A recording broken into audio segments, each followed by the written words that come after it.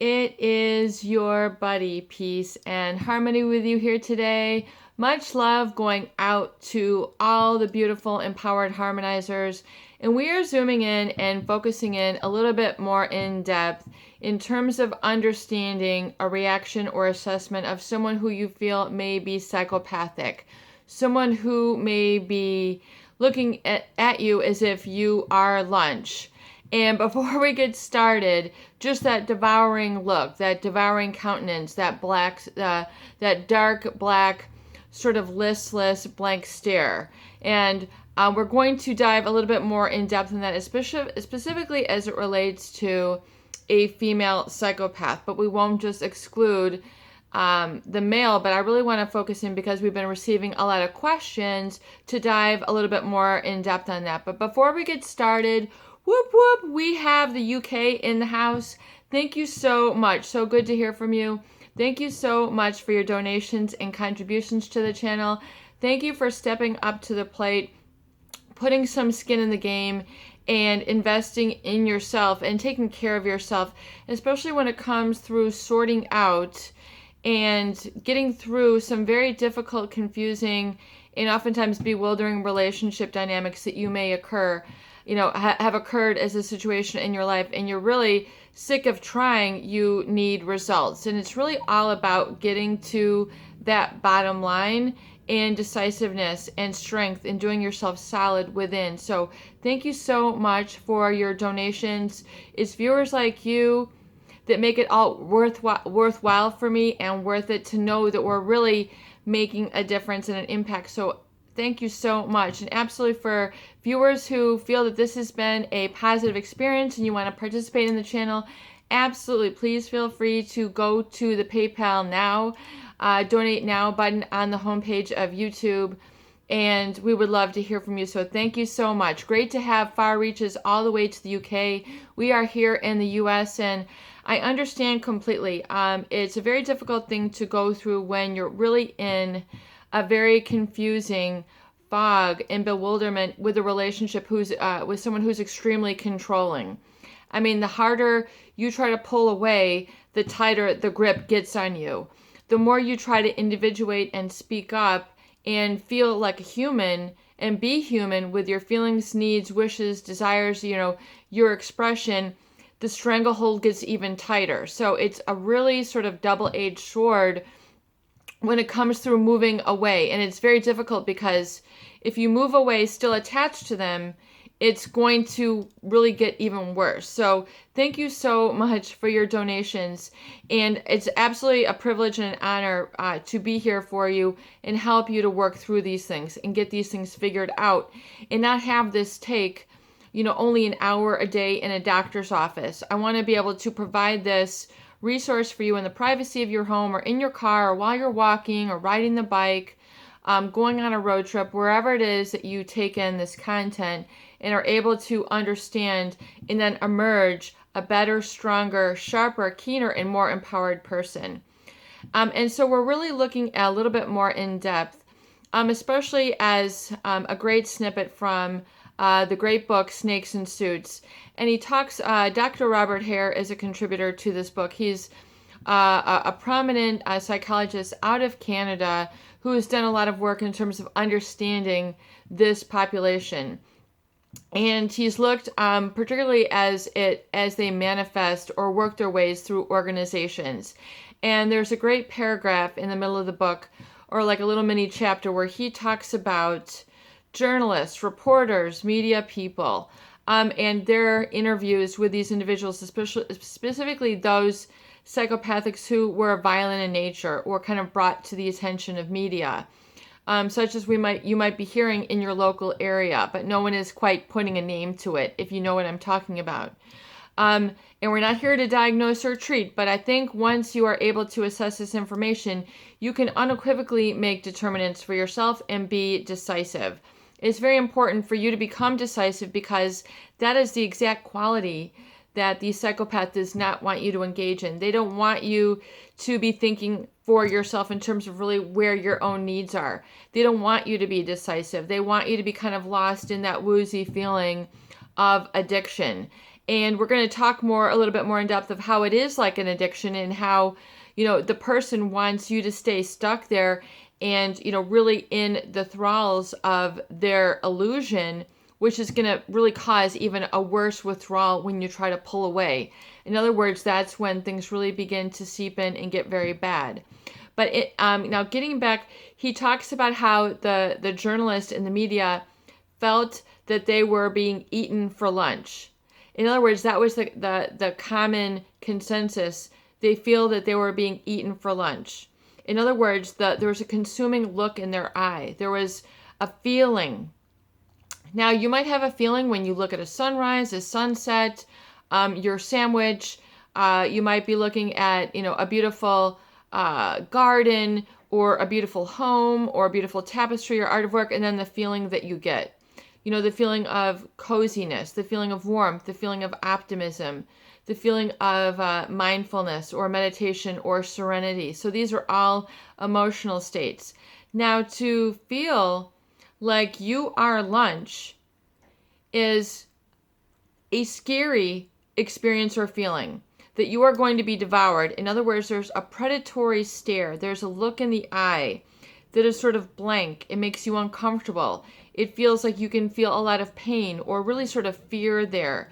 And this look in the eyes is exactly a very, very common response and a good red flag for you to understand, especially if you are in a relationship with a female psychopath and you feel like you are lunch to this person, i.e. devoured with a look, devoured with a kiss, devoured with your intimate relationships. Every man wants to feel desirable and to be devoured. Okay, now this is really when it's taken too far. So it's understanding this innate need to be desired, to be wanted, to be recognized, to be valued. Thank you for being the man that you are. That's a state of recognition. And that is, thank you so much for the dinner, the lunch, the time together. It was so wonderful to get together. Thank you for getting the car door for me. So this is an acknowledgement or recognition. And as you note those statements, there's a boundary and a standard. We're going to stay with that when we talk about that. So it's an acknowledgement of your presence. Now, when you're being devoured like a sandwich, are you honoring the presence? Are you honoring the presence of that steak, or are you just taking it in and consuming it so that nothing will be left on the plate? Okay, that is a very scary feeling, to feel that there's going to be none of you left on the plate. There's going to be none of you left. In other words, it's a very, very unique feeling. So in other words, you don't really get this feeling when you're going for a walk or when you're, looking at art. This is, not your everyday experience. But if you were to have a bear or a lion running after you, you would have the same feeling.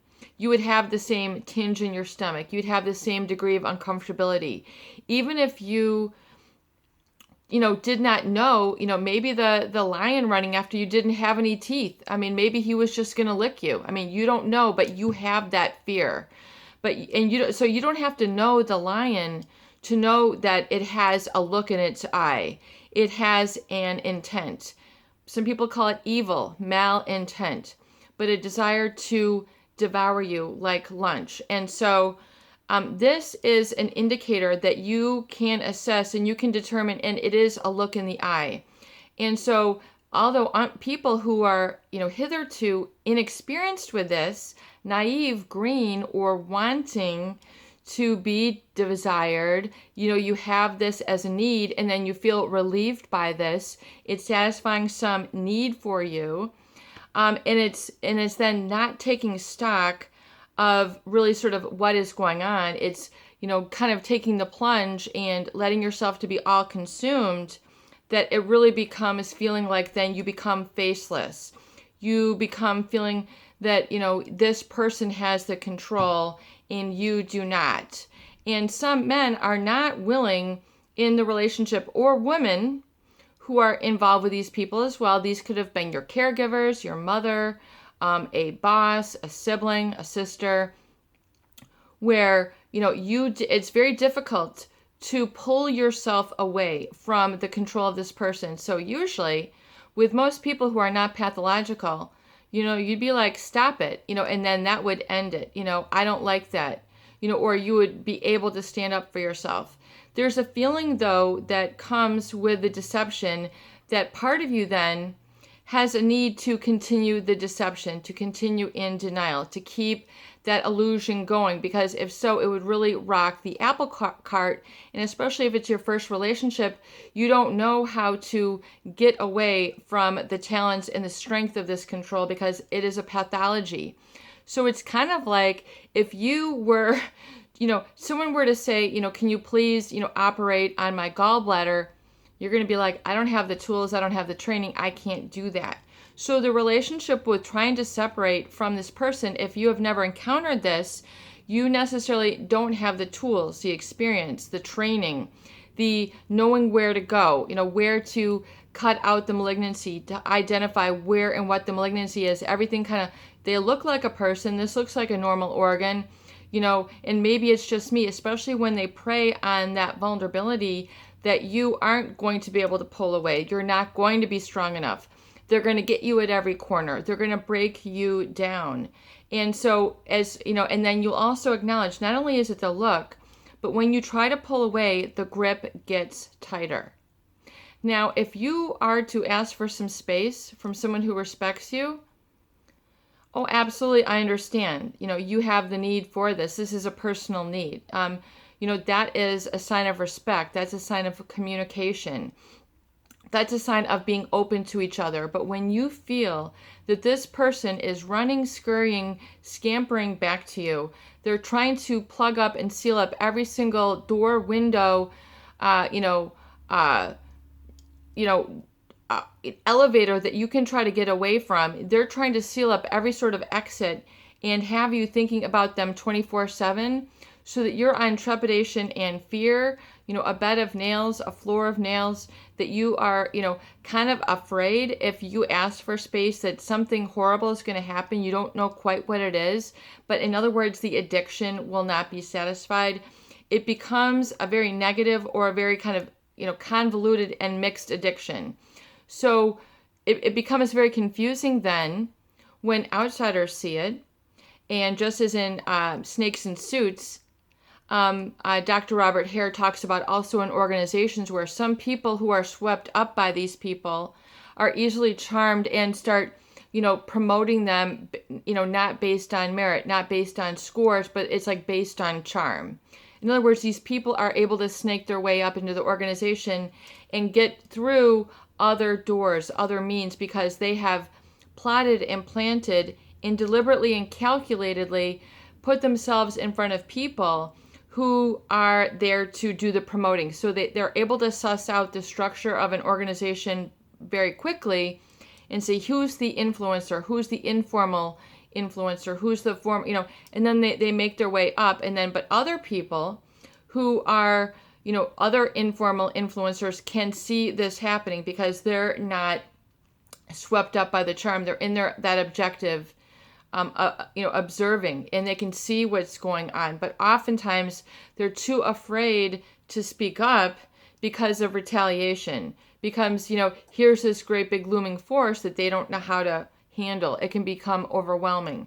So once again, it's the tools in being able to understand, that is that is crossing the line. That is uncomfortable. It's very difficult to how to articulate it when you're swept up in the addiction or in the look. Kind of, it's like a very fawn or freeze, fight or flight. When you're being devoured, if you haven't felt this before, you haven't gone through this before, this is a first. Dr. Robert Hare says, we're going to come across these types of people during the day, but, chances are you are going to have an intimate relationship or a relationship with this type of person.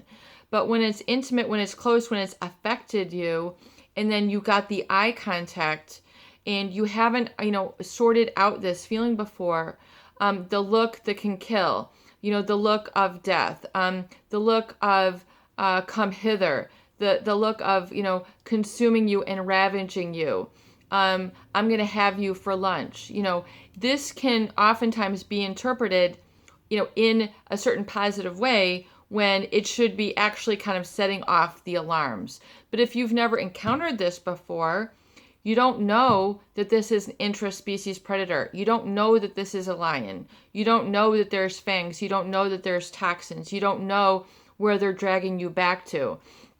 And it's also to understand that the female psychopath, just like in Dr. Robert Hare's book, Snakes in Suits, he talks about, when they go through this stage, there's always kind of a pulling you apart from the crowd. There's this quick one-on-one experience that is engaged in. So, you might be part of a team. You might be part of a group. You might have met them in a social organization or, somewhere else, or it might be your family. But there's kind of a pulling away from the crowd, or they might use other pawn and other individuals to sort of intermediate for you. In other words, they might do the old, fifth grade, sixth grade, hey, go tell so-and-so over there that, I'm wondering what she's doing after lunch. So they might resort to these sort of little tactics that are manipulative in basis, but they're designed to have you say, wow, this is different, and I am receiving this as a positive. In other words, I'm getting positive self-validation by this. So if you are craving validation from others, and this has hitherto not been a satisfied need in you, and then rapidly you're becoming validated by this, this can also become a real sort of clincher and a slam dunk for a psychopath, because they're able to see and then give you the validation right away, and then take you away from the crowd and give you those accolades, those compliments, making you feel like the man, like, oh, you're so strong to handle that, or, things, feeding your ego or your lack of ego to get you to react. So oftentimes it can be either, the positive psychology or the reverse psychology, the negative psychology. What are you, so lazy? Only, aren't you man enough? They're going to tap into some sort of weakness. They're going to create or rip a new weakness in you, which is not there, but it's a way to get you to flinch and flail and feel like you're being devoured. And so if they are devouring you, like we said, there's nothing left on the plate. I mean, it's not like there's no positive acknowledgement and validation. So if you have felt this, whether you want to put a label on it or not, you have felt this. Do not negate, do not minimize the feelings that you have felt. Because if you have felt this and you know this to be the case, say, OMG, okay, through just a statement of fact, it is what it is. And even though these individuals can have moments and intermittent positive rewards, they might have put on a great dinner for you, a great birthday, they might have been a family member and given you shelter. So there's some like positivity where, you're wanting to maybe, justify and explain, maybe it wasn't so bad. They did give me an address. They did give me food on the table. They did provide this. So I might as well have taken the good with the bad. It's life in the big city. No, it's not life in the big city. You do not have to feel this way. When you felt that way, you've unequivocally been in the presence of someone who is harmful. When you have that alarm go off in your stomach, it's like the negative butterflies, going on. I mean, that should tell you, cockroach city, it's time to run. It's time to get, it's time to say, whoa, there is something lurking going on here that I don't want to be devoured. And once you've experienced this and you've grown through this process and you've been able to identify things like the psychopathic stare, things like the fact that they will awfulize or catastrophize everything. That's oftentimes how the female psychopath will get men under their fingernails, is to awfulize and catastrophize things. Oh my God, this is going to happen, and then you better jump now. Oh my God, you've done this. This is the end for you. So it's this, everything is shut down. Like you feel like you don't even have an awareness that you can, cling to a crumb of awareness that you can hold on to and say, hold it a minute. It's not that bad. You can't have that diagnosis. They will devour you. They will devour your conversation.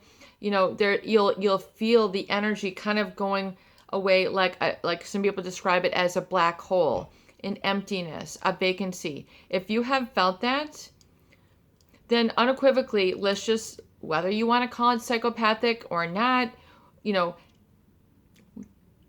we're not here to diagnose and treat, but that is the feeling. So that feeling, which again has been testified by a number of people, it's not like you can go up to your neighbor, the psychologist, and say, I feel like this person is devouring me and consuming my soul with a look. They're going to be like, yeah, tell me more about that. They're going to look at you like, they don't really understand because maybe they haven't had that experience, or they're not studied in this nature, in this category. So, so knowing that you have grown through this and you have this awareness, when you then have this feeling very quickly with another individual, and you feel this, trust your instinct. That is one of them, stay away. That is one of them, stay away. Trust your instinct. Do not give them eye contact. Do not pay them any heed. Remain completely neutral, indifferent. Give yourself, kind of a, okay, that's what it is. And then you stay away. And likewise, if you have been involved with this type of individual and you're kind of getting that look and the come hither, and the more you pull away, the stronger the grip. It's a coming. In other words, the devalue, the discard. They're putting on the illusion of everything is okay. Here, let me make you a cake. Here, let me make your bed. Let me do your laundry. Let me, this and that. They're going to try to make up. And, but very quickly, they're going to do that so that they can get back what they want. And then having the feeling of, victimizing you one again, which makes their win even grander if they can be like the cat and mouse and then keep you somewhat alive. A cat is going to play with a mouse and then get it so it's still kind of wriggling and still fighting for its life. It's still hurting, but the cat is still going to play with it and then take it away to its den. You don't want to be that. You don't want to feel that way. That's, it has nothing to do with you. It has everything to do with how these people interact with others in their environment, who they completely see as tools and objective, as an objective or an objectified object. So they don't see you for your feelings. So if you can give them that much and say, okay, knowing that to be the case, I can now unequivocally say that's what it is. And so I'm now going to pack in and protect my humanity, my feelings, my needs, my wishes, my acknowledgement, my intuition, my higher consciousness, all my 5 senses.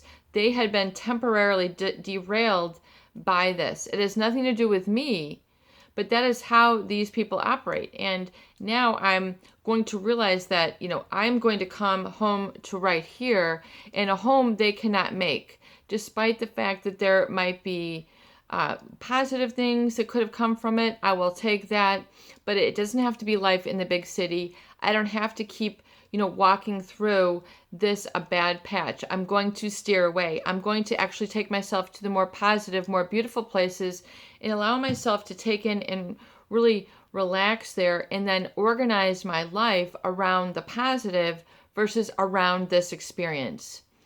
Because if you're constantly, working your identity around this, you're going to kind of stay with that awareness plaguing you.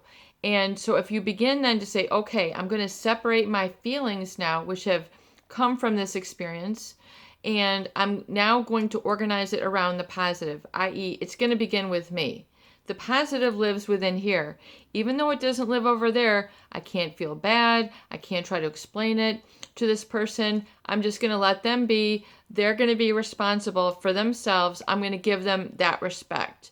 Respect, be responsible, hold up your own situation with, whoever is going to be inflicted those looks, those pains, those comments, that's going to be their decision.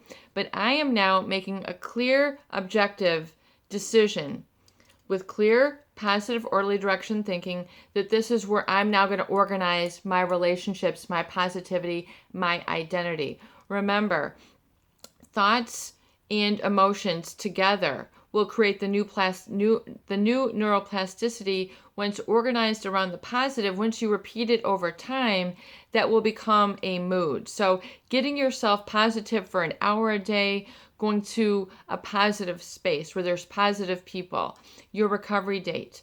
When you repeat that over and over again, that will become your good moods will eventually become a good temperament.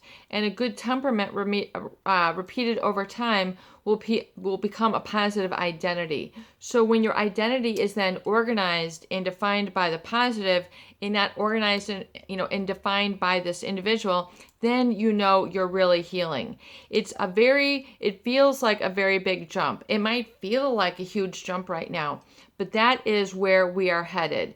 That is where you're going to arrive. When you're actually have your full wingspan, your heart span, your voice, your presence can be 100% whole in not needing to seek validation or invalidation from this pathological, psychopathic, really heartless, cold, and valueless type of individual. Please be careful. It is your buddy, Peace and Harmony, with you here today, and I hope that these videos do help. Please share, please subscribe for more great tools, videos, discussion, and support. Love you.